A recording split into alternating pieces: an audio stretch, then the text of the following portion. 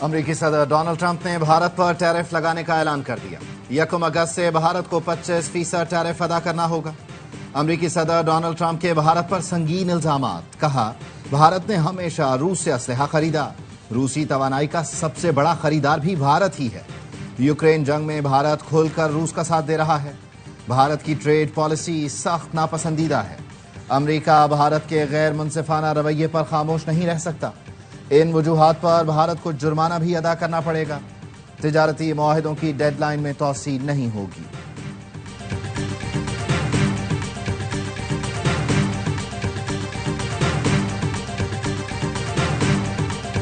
فتنہ خوارج اور فتنہ ہندوستان بھارت کی ناکام پراکسیز ہیں۔ جنگ میں شکست کے بعد بھارت ان کے ذریعے پاکستان میں عدم استحکام پیدا کرنا چاہتا ہے۔ ان تنظیموں کا بھی وہی انجام ہوگا جو بھارت کا ہوا۔ فیلڈ مارشل سید آصم منیر کا نیشنل ورکشاپ بلوچستان کے شرکاء سے اظہار خیال۔ بھارت کی جانب سے دہشت گرد تنظیموں کی پشت پناہی کی شدید مذمت کی۔ کہا، پاکستان علاقائی امن کے لیے پرعزم ہے۔ ہر قسم کے اندرونی اور بیرونی خطرے کا منہ توڑ جواب دینے کی مکمل صلاحیت رکھتا ہے۔ دہشت گردی کے خلاف ایک متحد قومی موقف ناگزیر ہے۔ فیلڈ مارشل نے بلوچستان میں پائیدار امن، ترقی اور قومی یکجہتی کی ضرورت پر زور دیا۔ روایتی جنگ میں بھی پاک فوج نے دنیا کو دنگ کر دیا۔ بھارت کی شکست کے تذکرے آج تک ہو رہے ہیں۔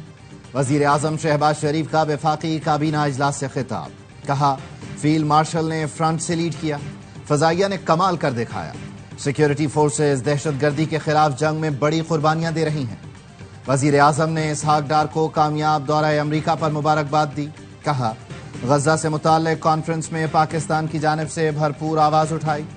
غزہ میں جیسا ظلم ہو رہا ہے آج تک آنکھ نے نہیں دیکھا۔ فوری جنگ بندی اور فلسطینی ریاست کے لیے آواز اٹھاتے رہیں گے۔ بھارتی وزیر داخلہ امت شاہ کا سرعام ایک اور کھلا جھوٹ۔ ایوان میں کھڑے ہو کر دعویٰ کیا، ہندو کبھی دہشت گرد نہیں ہو سکتے۔ بھارتی وزیر داخلہ یہ کہتے ہوئے سمجھوتا ایکسپریس جلانا، بابری مسجد گرانا اور گجرات میں مسلمانوں کا قتل عام بھی بھول گئے۔ سمجھوتا ایکسپریس آگ میں خود بھارتی انٹیلیجنس نے RSS اور بھارتی فوجی اہلکاروں کے ملوث ہونے کا پتہ چلایا۔ امت شاہ ڈٹائی سے کہتے ہیں، ہندو دہشت گرد نہیں ہو سکتا۔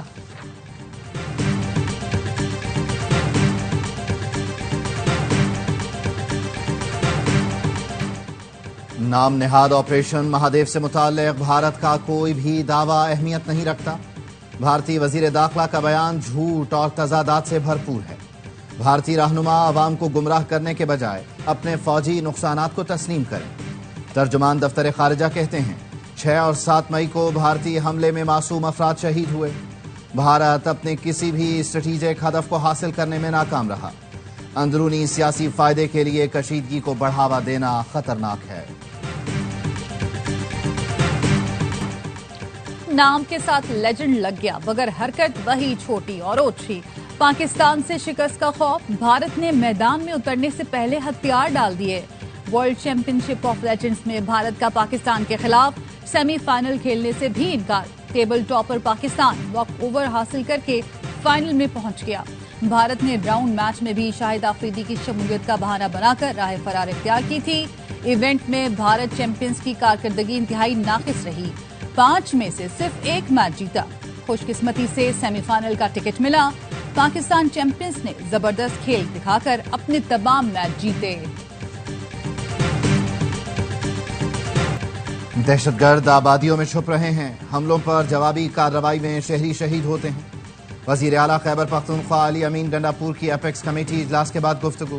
کہا، دہشت گرد عوام اور فوج میں خلیج پیدا کرنا چاہتے ہیں۔ دہشت گردوں کی موجودگی پر کارروائی ضرور ہوگی۔ دشمن ملک پاکستان میں امن نہیں چاہتے۔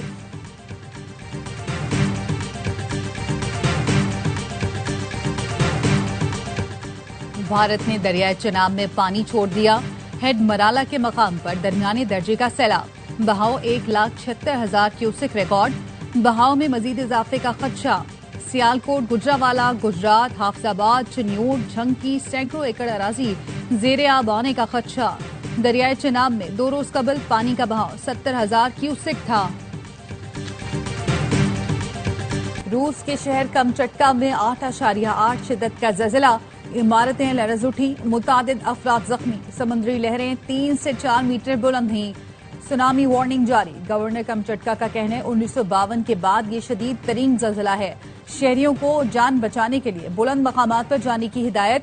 امریکہ، جاپان اور چین میں بھی سونامی کی وارننگ جاری، ٹوکیو میں نیوکلیر پلانٹ خالی کرا لیا گیا۔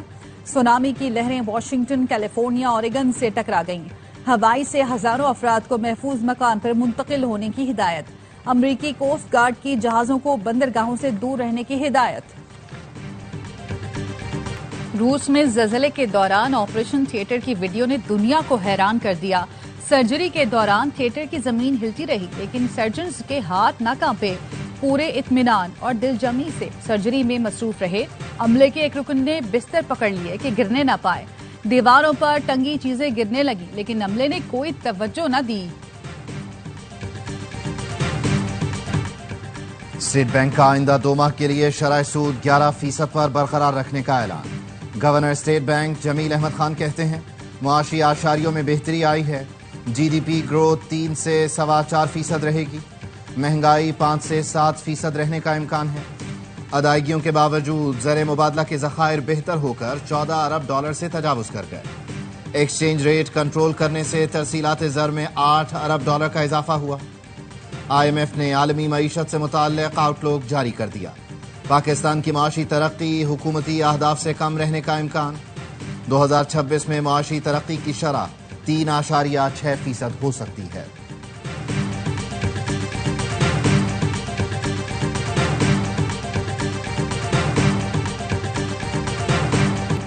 درآمدی چینی پر ٹیکس ختم کرنا معاشی اہداف کے خلاف ہے۔ آئی ایم ایف نے 3 لاکھ ٹن چینی کی ٹیکس فری امپورٹ پر اعتراض اٹھا دیا، ٹیکس فری امپورٹ کو سبسڈی کے مترادف قرار دیا، موقف اپنایا۔ حکومت پاکستان بجٹ میں مختص سبسڈی ہی دے سکتی ہے۔ ایف بی آر کے نوٹیفیکیشن میں امپورٹڈ چینی پر سیلز ٹیکس 18 سے کم کر کے 0.25% کیا گیا۔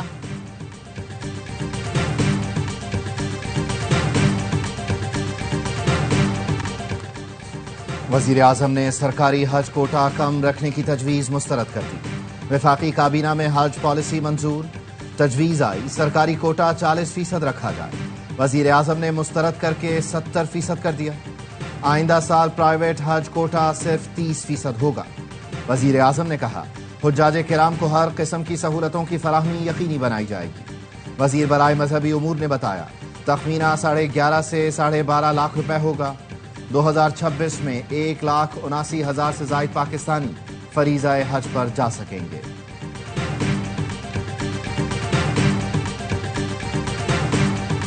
آصفہ بھٹو سے برطانوی ہائی کمشنر جین میریٹ کی بلاول ہاؤس میں ملاقات، باہمی دلچسپی کے امور پر تبادلہ خیال، تعلیم، صحت، خواتین کے اختیارات اور نوجوانوں کی ترقی پر بھی گفتگو۔ آصفہ بھٹو زرداری نے کہا غزہ پر برطانوی وزیر اعظم کا موقف قابل ستائش ہے، دنیا میں قیام امن کا فروغ ناگزیر ہے۔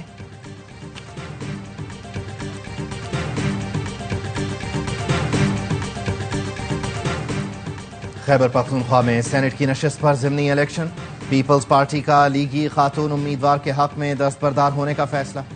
پی ٹی آئی نے سینٹ کی نشست کے لیے مشال یوسفزئی کو ٹکٹ جاری کر رکھا ہے۔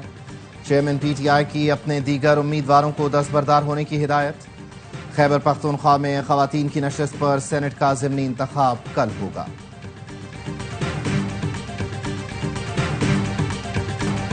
جماعت اسلامی کی حق دو بلوچستان تحریک کے لانگ مارچ کا روٹ تبدیل، مذاکرات کے بعد لیاقت بلوچ کے ہمراہ پریس کانفرنس میں سینئر صوبائی وزیر مریم اورنگزیب نے کہا کہ قافلہ پریس کلب پہنچے گا، پنجاب حکومت سہولتیں فراہم کرے گی، لاہور پریس کلب سے قافلہ اسلام آباد جائے گا۔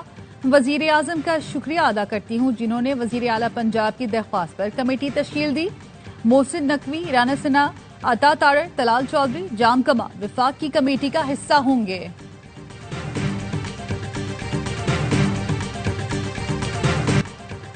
پر اسٹار طور پر ہلاک اداکارہ حمیرہ اصغر کے فلیٹ سے ملنے والا پاؤڈر سمندری نمک تھا، کیمیائی تجزیاتی رپورٹ پولیس کے حوالے۔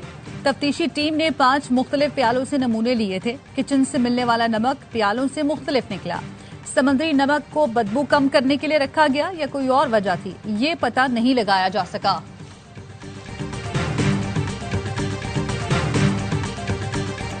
حسن ابدال میں گاڑی برساتی نالے میں بہہ گئی، 4 خواتین کی لاشیں نکال لی گئیں، 1.5 سال کے بچے کی تلاش جاری۔ گاڑی میں ایک ہی خاندان کے 10 افراد سوار تھے، 5 کو بچا لیا گیا تھا۔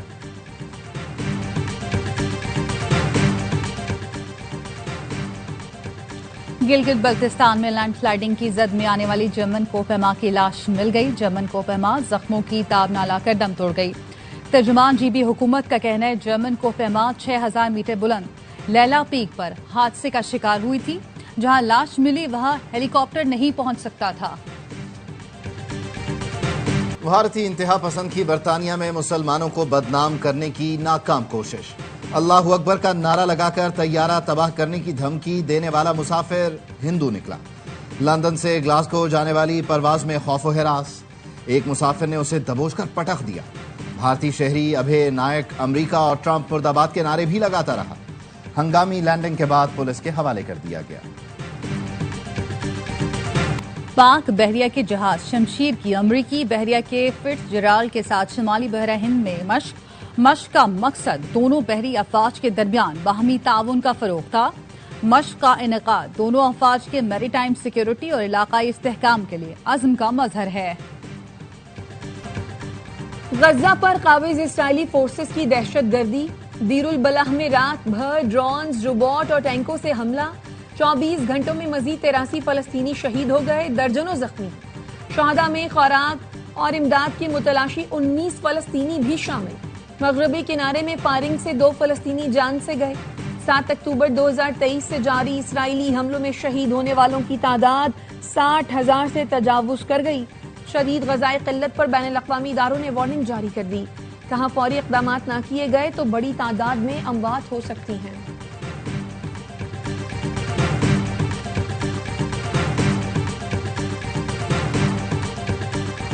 14 اگست پر گھر اور گاڑی سجائیں، انعام پائیں۔ وزیر اعلیٰ سندھ کا اعلان، کہا گھروں، دفاتر، کمرشل بلڈنگز، گاڑیاں سجانے کا مقابلہ کرنا چاہتے ہیں، بہترین سجاوٹ کرنے والے کو انعام ملے گا۔ 8 اگست کو حیدرآباد رانی باغ میں میوزیکل کانسرٹ ہوگا۔ 10 اگست کو سکھر میں جشن آزادی، مارکہ حق کی تقریب۔ 13 اور 14 اگست کی درمیانی شب نیشنل اسٹیڈیم میں کانسرٹ ہوگا۔ آتش بازی کا بھی مظاہرہ کریں گے۔ یوم آزادی شایان شان طریقے سے منانا ہم سب کی ذمہ داری ہے۔ مارکہ حق جشن آزادی میں کاروباری برادری کی بھرپور شرکت کی ضرورت ہے۔ گورنر سندھ کامران ٹسوری کی FPCCI کے سینئر نائب صدر سے گفتگو۔ ملاقات میں مارکہ حق جشن آزادی مہم کی تیاریوں پر بزنس کمیونٹی کو اعتماد میں لیا۔ FPCCI نے تقریب میں بھرپور شرکت کی یقین دہانی کرائی۔